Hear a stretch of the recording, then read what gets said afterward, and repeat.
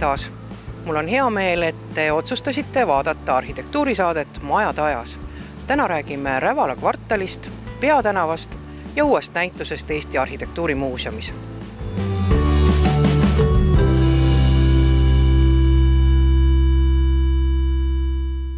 Praegune staadium Rävala kvartalist täpsemalt rääkides on see, et detailplaneeringu eskiis on avalikustamisel. Et üsna pea siin mõne päeva pärast saab seda juba kesklinna valitsuses vaadata, et mis see detailplaneering endast kujutab.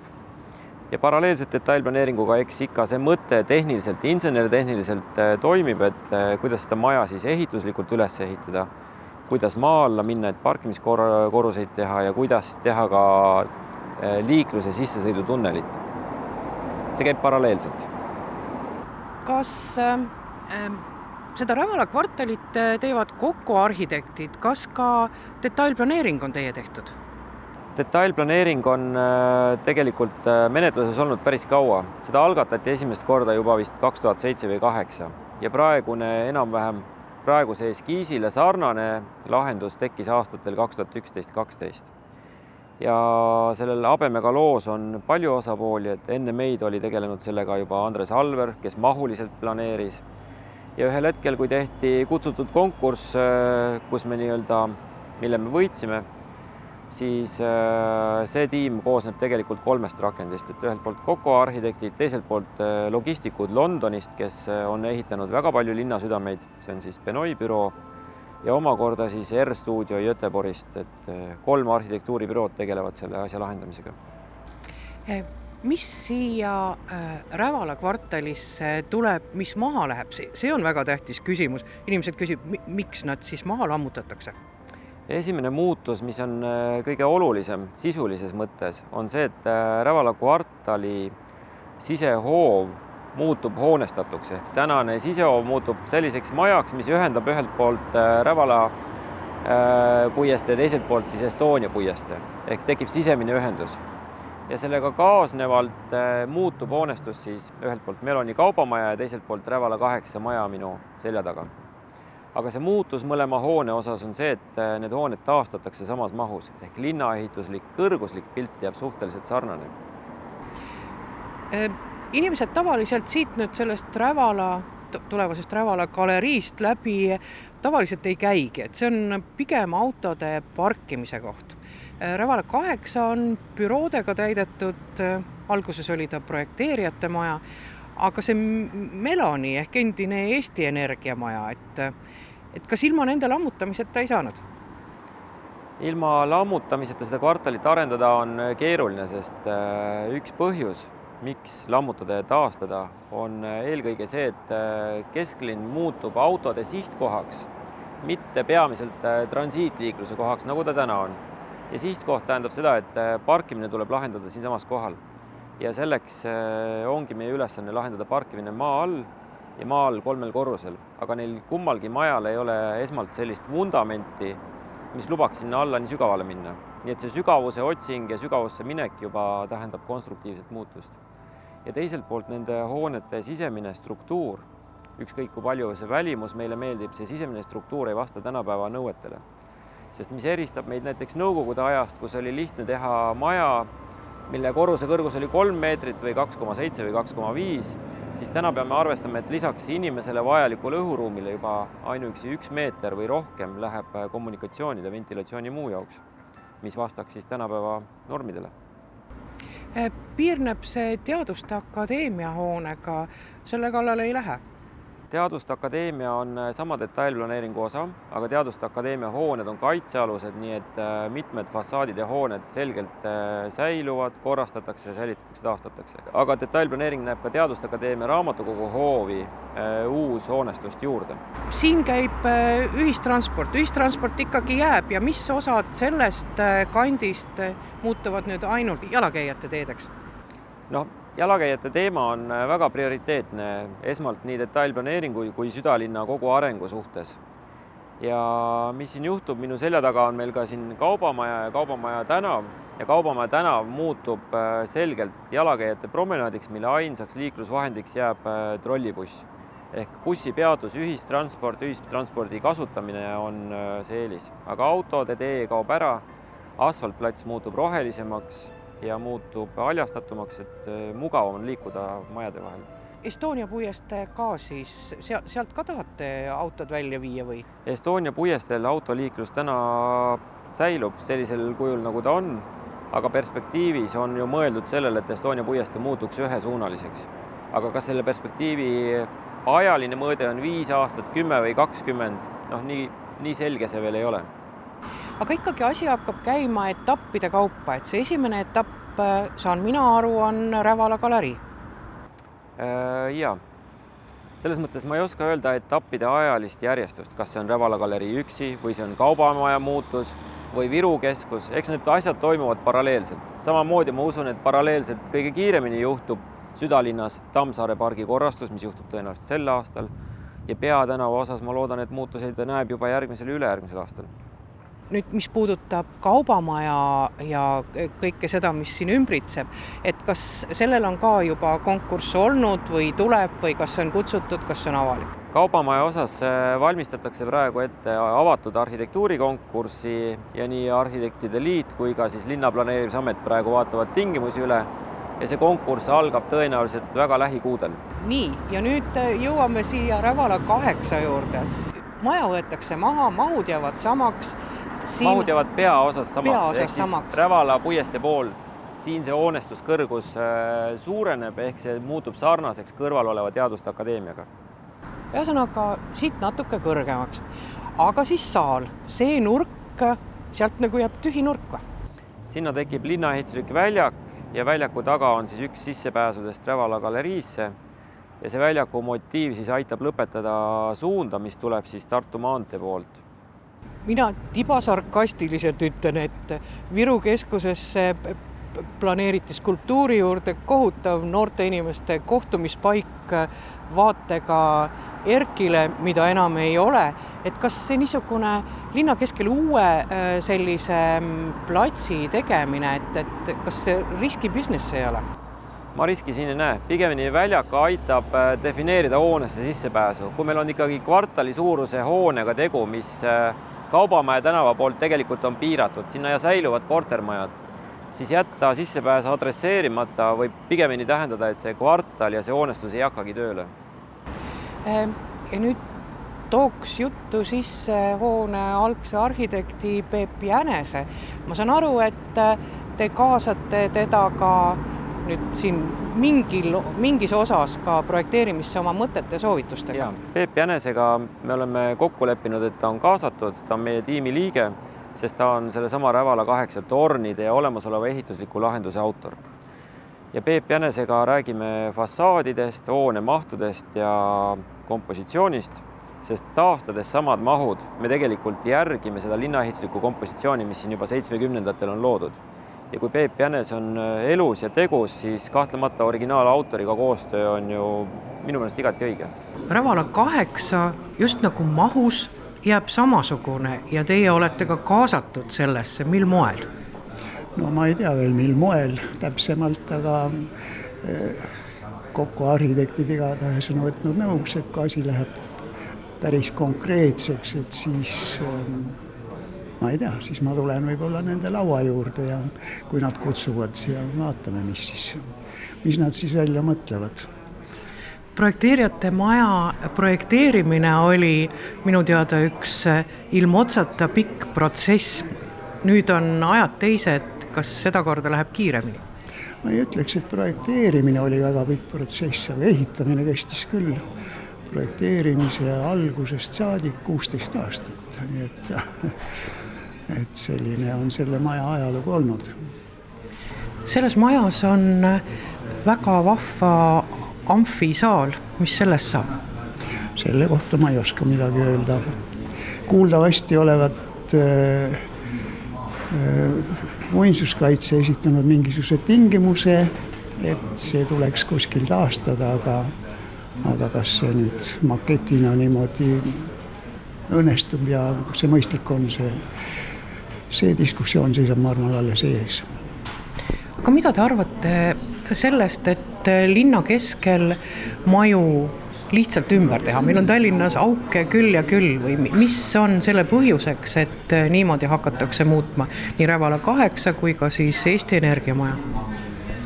No, ma ei oska ka öelda, eks see on siis ikka see asukoht, mis kõik meelitab. Aga muidugi, kui vaadata, siis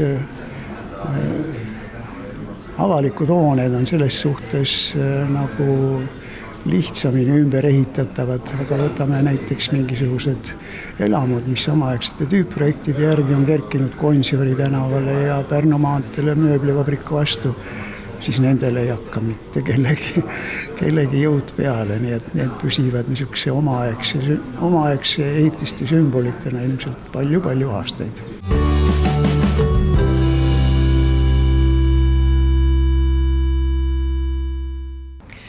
Oleme tänases saates rääkinud kesklinnast, linnaruumist ja juba varem oleme rääkinud tegelikult Tallinna peatänavast. Kui kaugele see peatänava asi jõudnud on nüüd? Peatänav on tegelikult meil täpselt selja taga ja ta on siin olnud tükk aega ja lihtsalt täna on see selline autokeskne ruum ja ta tulevikus võiks olla vastupidiselt mõeldud rohkem inimesele ja jalakäijale, ratturile, et jagada natuke seda ruumi, mis täna on üsna valdavalt autokeskne, natukene võrdsemalt ka teiste liikumisviiside vahel. Peagi meil on olemas lahendused, mismoodi see ka visuaalselt välja nägema hakkab. Käimasolev arhitektuurivõistlus on täitsa lõpusirgel, et 15. mail, see on pühapäeval, Tallinna päeval, kell 2 on siis Muuseume otsas oleval laval võitjate väljakuulutamine ja samas ka avatakse näitus arhitektuurivõistlusele laekunud töödest arhitektuuri- ja disainigaleriis seal kõrval. Nii et kõigil linnakodanikel on võimalik siis oma silmaga tulla kaema, mis moodi Tallinna südalinn ja peatänav hakkab välja nägema õige pea. Kui palju neid töid tuli teile konkursile? Ja, konkursile laekus 8 tööd. See on piisav hulk, et valida välja hea ja parim lahendus. Et ma usun, et Tallinn saab endale väärilise uue peatänava. Me hakkame ka töid üles panema ükshaaval ka veebileheküljele peatänav.ee saab olema galerii, et õige pea me hakkame ükshaaval neid töid, mis võistlusele laekus, üles panema, nii et üks päev, üks töö.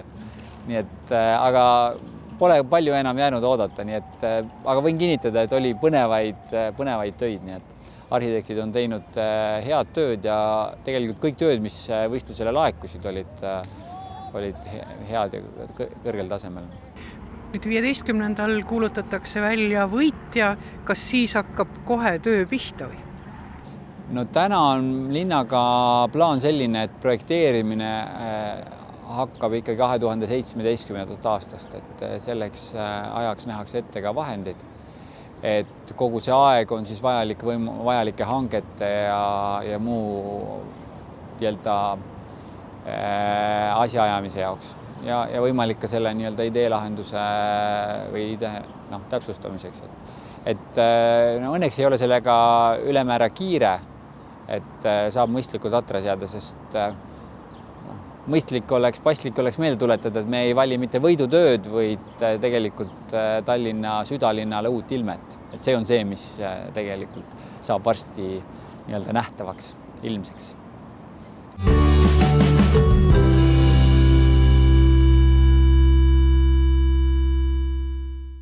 Eesti Arhitektuurimuuseum oma juubeliaastal üllatab taaskord põneva näitusega. Kineetiline ruumiinstallatsioon, mille autoriteks on saltoarhitektid Maarja Kask ja Ralf Lõoke ning kunstnik Neeme Külm.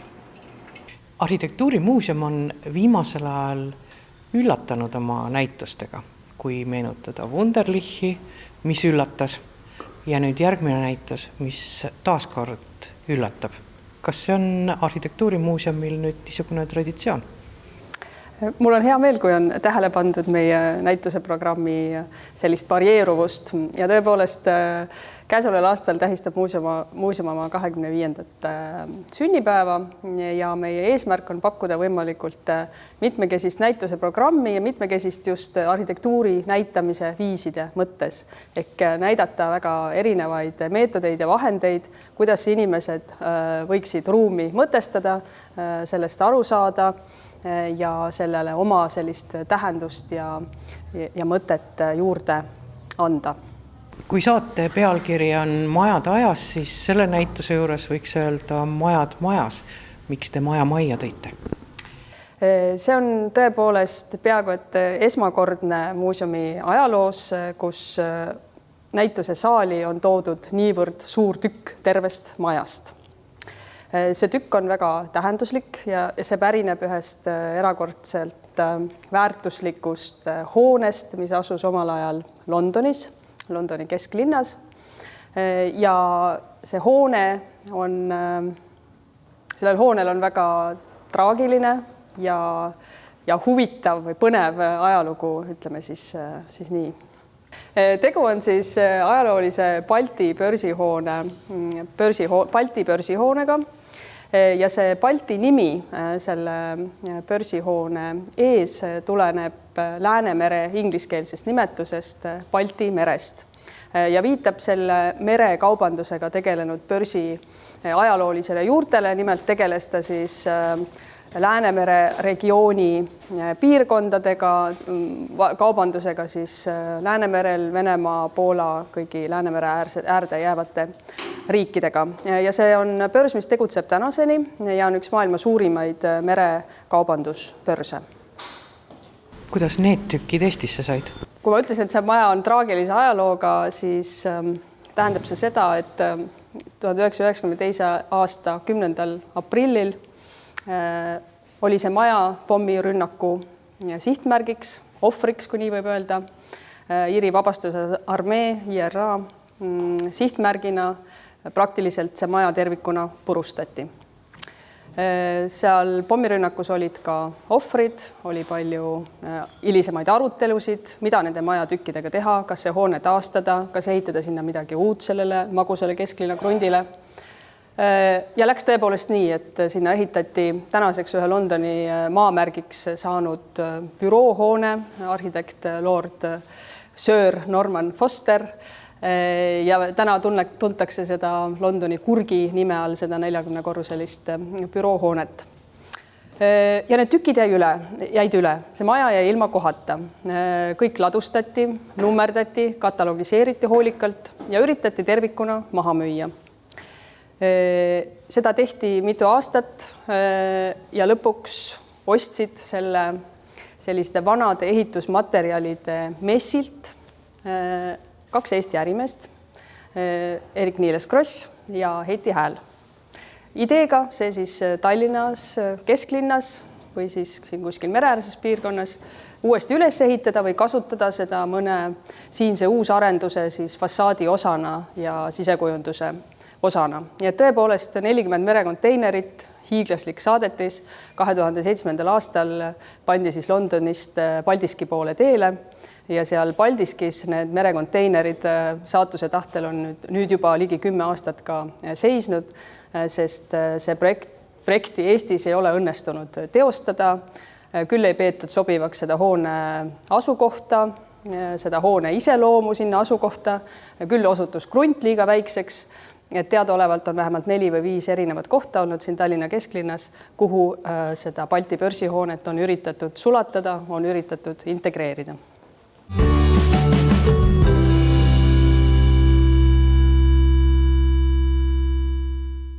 Alguses, kui muuseum meie poole pöördus, siis tegelikult meid kutsuti tegema ühte lihtsalt suuremõõtmelist installatsiooni siia.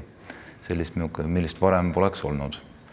Ja siis me tükk aega mõtlesime ja selle mõtlemise käigus meil tuli meelde, et me oleme kuulnud mingit lugu mingist müstilisest Balti börsihoonest, mis aegalt ilmub jälle välja ja mida tahetakse kuhugi jälle püsti panna ja siis me hakkasime mõtlema, et kas see maja on tegelikult olemas või on see selline nagu müüt.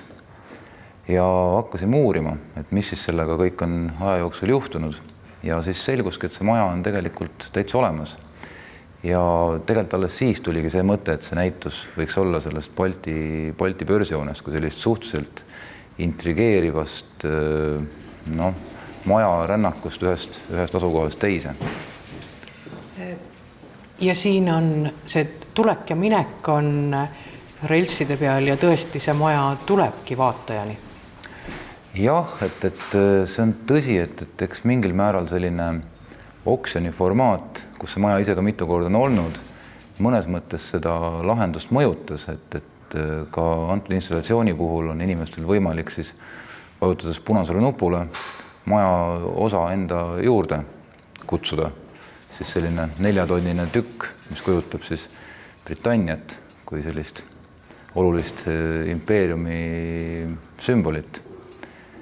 Aga see ei ole selles mõttes nagu kõik, et selle näitusega koos ilmub ka mahukas trükis, kus on tegelikult välja toodud kõik see põnev info, mis me selle uurimustöö käigus tegelikult selle maja ja selle kummalise ja nihestunud ajaloo kohta leidsime. Et kindlasti tasub lugeda ka seda, et näitus on pigem mõeldud selliseks vahetu kogemuse saavutamiseks, aga ütleme selline põhjalik ja kohati päris naljakas taustinfo on kirjas kataloogis. Alati on need küsimused, et kui suur ja palju kaalub. Britannia kaalu me enam-vähem saime nüüd teada, aga kogu see kupatus kokku, kui palju kaalub? See kivist osa kaalub kokku 14 tonni, milles lisanduvad veel rööbaste ja mehaanika kaalud. Et selle näituse tegemine oli selles mõttes hästi keeruline ja tehniline protsess, et me tegelikult pidime paluma inseneril üle arvutada kogu maja kandevõime, et me teaksime üldse, kas see põrand seda kannatab ja samamoodi väga täpselt paika panema nende kivitükkide liigutamistrajektoorid, et me igaks juhuks liiguks alati mööda kandetalasid nendega. Üsna mõistlik muidugi, aga arhitektuurimuuseumil probleeme pole, tundub nüüd. Siia võib päris suuri asju sisse tuua. No jah, et võib-olla kõige keerulisem ongi arhitektuurimuuseumi puhul siia ruumi sisse saamine, sest tegelikult nii suurte installatsioonide jaoks ei ole siin tegelikult seda sissepääsu. Kuidas teie sisse saite? Meie saime sisse läbi akna.